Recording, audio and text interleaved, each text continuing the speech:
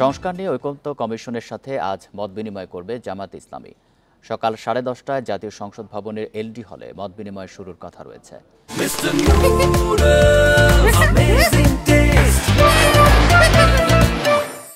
এতে জামাত ইসলামীর পক্ষে নেতৃত্ব দেবেন নায়েবে আমির ও সাবেক এমপি ডাক্তার সৈয়দ আব্দুল্লাহ মোহাম্মদ তাহের। পরে সংবাদ সম্মেলনে বিস্তারিত জানাবে জামাতের প্রতিনিধি দল।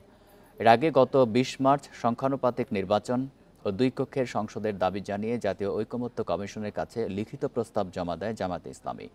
সে সময় সংবিধান, জনপ্রশাসন, বিচার বিভাগ, নির্বাচন কমিশন সহ বেশ কিছু বিষয়ে মতামত দেওয়া হয়।